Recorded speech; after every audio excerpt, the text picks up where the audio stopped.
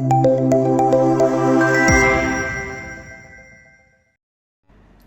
everyone, BMD College of Education presents today's lecture series and the topic of today's lecture is phases of teaching.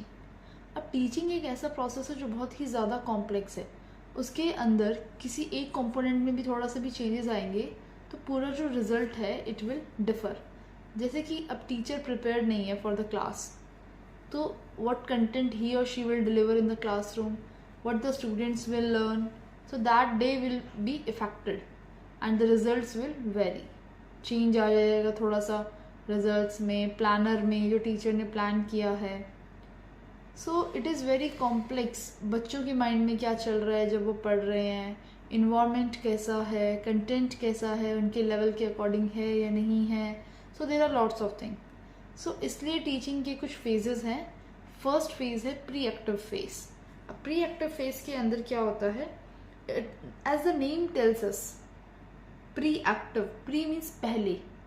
अब active means when you are actively participating in the teaching learning process. तो उससे पहले का जो step है, phase है, that is pre active. Now this phase involves planning before actual teaching begins. Teacher पढ़ा रहा है उससे पहले वो प्लान करेगा. ये चीज़ मैंने आपको प्रीवियस वीडियो में भी बताया था. तो उससे पहले जो भी चीज़ें वो प्लान कर रहा है before going to the classroom, वो इस फेज के अंदर आएंगी.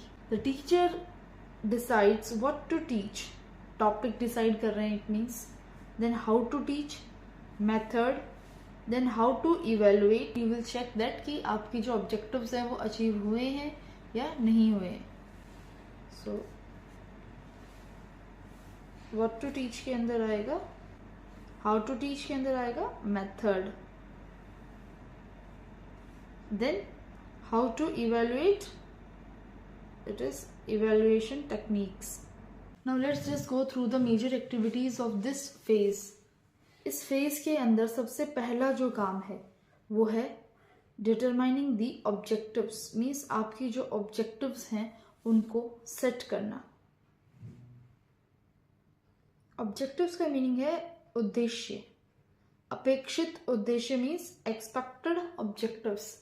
क्या आप एक्सपेक्ट करते हो कि बच्चों को आना चाहिए after the delivery of your lesson. जब आप अपना लेसन या अपना कंटेंट क्लास में पढ़ा देते हो, उसके बाद में आप क्या उम्मीद करते हो कि बच्चों को ये चीज़ें आनी चाहिए. दैट इज सेटिंग ऑब्जेक्टिव्स और डिटरमाइन करना कि हमारा आज का ऑब्जेक्टिव क्या है, उद्देश्य क्या है. Deciding the AIIMS and behavioural outcomes. क्या चेंजेस आएंगे बच्चों के बिहेवियर में आज के लेसन के बाद में. मीन्स उनको कौन सी चीज़ समझ में आएगी. अदरवाइज अगर किसी और सब्जेक्ट का पीरियड है, स्पोर्ट्स का पीरियड है, तो उन्हें कौन सी स्किल उनकी डेवलप होगी. देन जो एक्सपेक्टेड बिहेवियर आउटकम्स क्या होंगे उस लेसन के, ये सबसे पहले आप डिटरमाइन करते हो. ये फर्स्ट स्टेप है प्री एक्टिव फेज का. Next, selecting the content. Suppose आपका ये इंटेंशन है कि बच्चों को फोर्स के बारे में समझ में आ जाए आज के लेसन के बाद में, तो ये आपने ऑब्जेक्टिव सेट कर लिया. अब इस ऑब्जेक्टिव को अचीव करने के लिए आप फोर्स के अंदर क्या क्या कंटेंट लोगे, मीन्स फोर्स के अंदर क्या क्या चीज़ें पढ़ाओगे, so that you will decide कि कौन से एग्जाम्पल्स आप चूज़ करोगे, कौन सी एक्टिविटीज़ रखोगे. तो फोर्स टॉपिक को पढ़ाने के लिए जितनी भी चीज़ें रिक्वायर्ड हैं, that all things will be your content. कितना चीज़ें आप आज टाइप्स ऑफ फोर्स भी पढ़ाओगे. कंटेंट के अंदर ये आ जाएगा कि आज एक दिन में कितना पोर्शन उस टॉपिक का कवर हो पाएगा, या आपके इंस्ट्रक्शनल ऑब्जेक्टिव्स जो थे उसका कितना पार्ट एक दिन में अचीव हो पाएगा, वो आप डिसाइड करोगे. फिर एक वीक में कितना हो पाएगा. सो दैट इज़ कि आप कंटेंट को सेलेक्ट कर रहे, क्या क्या चीज़ें आप डिलीवर करोगे क्लास में. क्योंकि एक टॉपिक है वो तो बहुत वाइड होता है, इसलिए ये चीज़ बहुत ज़रूरी है. Then sequencing the content. अब आप पहले डिफाइन करोगे सपोज फोर्स को, देन उसके एग्जाम्पल्स, देन उसके टाइप्स, देन उनके टाइप्स का एग्जाम्पल. तो इस ऑर्डर में आप अपने कंटेंट को अरेंज करोगे.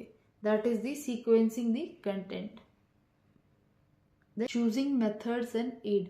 अब जैसे सपोज फोर्स को पढ़ाना है तो उसके लिए आप एक मूविंग ऑब्जेक्ट रखोगे क्लास में, या एक बॉल की हेल्प से आप समझा रहे हो कि ये मूव कर रही है while I am applying force, या एक बॉक्स है उसको आप पुश कर रहे हो, या किसी चीज़ को आप पुल कर रहे हो, तो आप अपना मेथड चूज़ करोगे कि मैं ये डेमोन्स्ट्रेट करूँगा बच्चों को, या मैं फ़ोटोज़ की हेल्प से, आईसीटी की हेल्प से उन्हें वीडियो दिखाऊंगा या दिखाऊंगी, या फिर आप उसे बोर्ड पे ही एक्सप्लेन करोगे।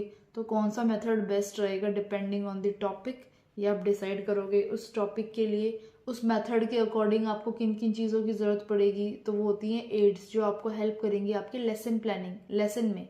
आपकी मेथड के ऊपर डिपेंड करेगा कि एड्स आप क्या चूज़ करोगे। एड्स वो चीज़ें होती हैं जो आपके लेक्चर के टाइम पे हेल्प करेंगी ताकि इफ़ेक्टिव टीचिंग हो पाए। तो एड्स आप डिसाइड करोगे, जैसे कि बॉल हो गई, बोर्ड हो गया, डस्टर है, ये सारी छोटी छोटी चीज़ें, स्मार्ट बोर्ड है, ये टीचिंग एड है। देन अगर आपको फ्रिक्शनल फोर्स एक्सप्लेन करना है तो आप दो चीज़ों को रब करके दिखा रहे हो, देन सरफेस का एक्सप्लेन कर रहे हो, तो फोर्स को आप डेमोन्स्ट्रेट करके दिखा सकते हो। देन बच्चों को एक्टिविटी कोई परफॉर्म कर सकते हो, ग्रुप टास्क रख सकते हो। Then next, planning evaluation tools. इस तरीके से आप बाद में इवेल्युएट करोगे तो वो भी आप प्रायर बेसिस पे डिसाइड कर लोगे कि बच्चों को हम कैसे इवेल्युएट करेंगे, कौन सा तरीका सबसे बेस्ट रहेगा इस एज ग्रुप के बच्चों के लिए, या इस टॉपिक के लिए क्या मेथड बेस्ट है।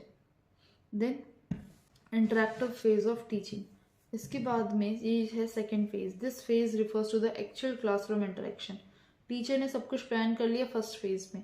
अब टीचर का काम जो बच रहा है वो क्या है, कंटेंट को डिलीवर करना। वो क्लासरूम में जाएगा, जैसे ही टीचर क्लास में एंटर करता है दो चीज़ें होती है, वो बच्चों को ऑब्जर्व कर रहा है, बच्चे टीचर को ऑब्जर्व कर रहे हैं। वो देखेगा क्लास का क्या साइज है, बच्चे किस मूड में हैं, are they happy, are do they want to learn, और are they in a rebellion mode that we don't want to learn today.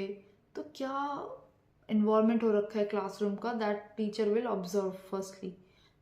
बच्चे on the other hand they will observe their teacher कि वो professional है, लग रहा है नहीं लग रहा, टीचर कि आज उन्हें उस टीचर से पढ़ना है नहीं पढ़ना। सो students also observe their teachers very well. So the teacher presents the content, asks questions, encourages participation and provides feedback. अब इंटरेक्टिव फेज, दोनों तरफ से इंटरेक्शन हो रहा है, बच्चे का भी और टीचर का भी एक दूसरे के साथ। टीचर कंटेंट को प्रेजेंट करेगा, क्वेश्चंस पूछेगा, साथ साथ जब वो प्रेजेंट कर रहा है तो इट इज़ नेसेसरी कि वो साथ ही साथ कई बार फीडबैक ले ले बच्चों से कि are they getting the thing or not. तो बच्चे उसी टाइम पे रिप्लाई कर देंगे, बच्चे अपने डाउट्स पूछ सकते हैं उसी टाइम पे। सो इंटरेक्शन हो रहा है यहाँ पे। इनकरेजेस पार्टिसिपेशन, जब पढ़ा रहा है तो साथ साथ पार्टिसिपेट भी करवा रहा है बच्चों को कि yes they are also equally involve in the topic. Then provides feedback. Then वो टीचर प्रोवाइड कर रहे हैं फीडबैक बच्चों को कि येस उन्होंने आज अच्छे से समझा या नहीं समझा, क्या कमियां रह गई, या whatever it is. Then की एक्टिविटीज इन दिस फेज। तो फर्स्ट एक्टिविटी जैसे कि मैंने बताया था, setting up the class.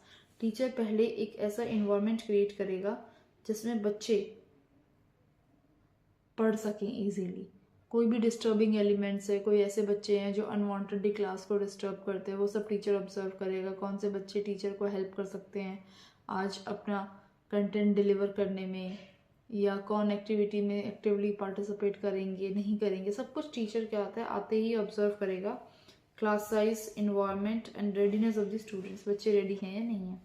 Knowing the learners, teacher थोड़े से क्वेश्चन पूछेगा कंटेंट स्टार्ट करने से पहले। वो ये चेक करता है कि बच्चों को प्रायर नॉलेज है नहीं है। फिर बच्चों का इंटरेस्ट टीचर ऑब्जर्व करेगा कि है या नहीं है। अगर नहीं है तो teacher will work harder to explain that concept, और क्या क्या डिफ़िकल्टीज आज के लेसन में आ सकती हैं वो ऑब्जर्व करेगा। देन इसके बाद में सब कुछ ऑब्जर्वेशन हो गया, लर्नर्स को जान लिया, क्लास सेट हो गई। Then presentation of the content. अब बारी आई कंटेंट को बच्चों तक प्रेजेंट करने की। इसके अंदर टॉपिक को एक्सप्लेन करेगा using examples, questions and teaching ads. जो भी चीज़ उन्होंने प्रिपेयर की है वो सब एक्चुअल में परफॉर्म करके दिखाएंगे। देन स्टूडेंट पार्टिसिपेशन भी होगा। स्टूडेंट पार्टिसिपेशन में टीचर मोटिवेट कर रहा है स्टूडेंट्स को ताकि वो डिस्कस करें, रिस्पॉन्ड करें एंड शेयर देयर ओपिनियंस। अच्छा, टीचर अगर मोटिवेट नहीं करेगा तो कई बार बच्चे नहीं पूछते हैं। अगर टीचर इतना स्ट्रिक्ट है कि उसने डरा के रखा हुआ है बच्चों को, they will not ask questions, तो वो एक इंटरेक्टिव मोड नहीं होगा। तो टीचर का क्या काम है, वो मोटिवेट करेगा ताकि डिस्कशन हो पाए प्रॉपर क्लासरूम में एंड बच्चे रिस्पॉन्ड करें और अपने ओपिनियन शेयर करें कि आज उन्हें ये टॉपिक अच्छे से समझ में आया और उन्हें जो भी डाउट्स हैं, एक्स्ट्रा क्वेश्चंस आ रहे हैं उस टॉपिक से related, so they can ask. Then next, feedback and clarification. तो ये भी इसके स्टूडेंट्स ने पार्टिसिपेट किया। लास्ट में टीचर करेक्ट मिसकंसेप्शंस। तो जो भी टीचर ने ऑब्जर्व किया, जब बच्चे डाउट पूछ रहे तो टीचर को पता चल रहा है कि अच्छा, मेरा कंटेंट में बच्चे को इस जगह पे डाउट आ रहा है, तो मुझे ये चीज़ वापस से एक्सप्लेन करनी है। तो टीचर उस चीज़ को एक्सप्लेन करेगा, या फिर किसी बच्चे ने कोई टॉपिक गलत समझ लिया तो वो ठीक करेगा मिसकंसेप्शंस को और रीइंफोर्स करेगा करेक्ट लर्निंग को। जो भी सही चीज़ें हैं उसको रीइंफोर्स करेगा, मीन्स उसको बढ़ावा देगा। अब इंटरेक्टिव फेज में दो चीज़ें होती हैं। टीचर है वो बच्चों को रीइंफोर्स करेगा for the positive behaviour, means अगर कोई बच्चे हैं वो डाउट पूछ रहे हैं, आंसर्स कर रहे हैं, तो पॉजिटिव रीइंफोर्समेंट कि ये बिहेवियर वापस से रिपीट हो और बच्चा हमेशा डाउट्स पूछे। ऑन दी अदर हैंड, अगर कोई बच्चा है जिसका बिहेवियर सही नहीं है क्लास में, तो उसको टीचर कुछ ना कुछ तरीके से उस बिहेवियर को मिनिमाइज करने की कोशिश करेगा, तो वो आ जाएगा नेगेटिव रीइंफोर्समेंट में, ताकि वो चीज़ रिपीट ना हो, उसको समझाएगा या उसको डांटेगा। सो वो चीज़ें आ जाएंगी नेगेटिव रीइंफोर्समेंट में। Then last phase, post active phase of teaching. अब this is evaluation phase which comes after teaching, पढ़ाने के बाद में। जैसे कि post active, post means later on, after. The teacher assesses whether learning objectives were achieved और not. Teacher ने जो सबसे पहले लर्निंग ऑब्जेक्टिव्स बनाए थे, सबसे पहला स्टेप, वो अचीव हुए हैं या नहीं हुए, तो ये टीचर इवेलुएट करेगा, चेक करेगा। तो इसमें मेन एक्टिविटीज़ क्या हैं, इवेलुएटिंग स्टूडेंट्स परफॉर्मेंस थ्रू, बच्चे की परफॉर्मेंस को इवेलुएट करेगा कैसे, थ्रू टेस्ट, असाइनमेंट और ऑब्जर्वेशन। ऑब्जर्वेशन क्लासरूम के टाइम में हो जाएंगी कि बच्चों को समझ में आ रहा था या नहीं आ रहा था। देन असाइनमेंट्स अगर टीचर देगा तो वो बच्चे कितना सही आंसर अटेम्प्ट कर पा रहे हैं, कितना नहीं कर पा रहे, और टेस्ट में कितने मार्क्स आ पा रहे हैं, कितने नहीं। Then giving constructive feedback to the students. उसके बाद में बच्चों को कंस्ट्रक्टिव फीडबैक ऐसा होना चाहिए बच्चा उसको नेगेटिव ना ले जाए।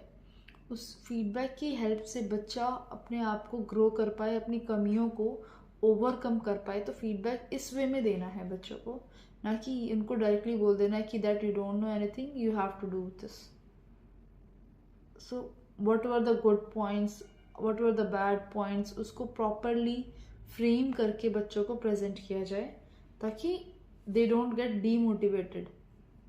Then reflecting on one's own teaching at the end, last step, teacher reflect करेगा कि मैंने ये चीज़ कैसे पढ़ाई, मेरे बच्चों को समझ में आई या नहीं आई, एंड मेरे में कहाँ कमी थी, ये भी बहुत ज़रूरी है। और अगर कमी नहीं थी तो और कौन कौन से तरीके हैं जिससे मैं इस चीज़ को पढ़ा सकता था जो और इफ़ेक्टिव होते। To make improvements, teacher reflect करते हैं, खुद अपने दिमाग में सोचते हैं इन सब चीज़ों के बारे में ताकि उसके अंदर कुछ ना कुछ इम्प्रूवमेंट्स आ जाए। So summary, teaching is a planned, purposeful and interactive process. Yes, सब कुछ प्लान्ड है, पर्पसफुल है, and it aims to bring positive behavioural change. Behaviour में पॉजिटिव चेंज आता है इसकी वजह से, एंड 3 फेज है। So that's all for today.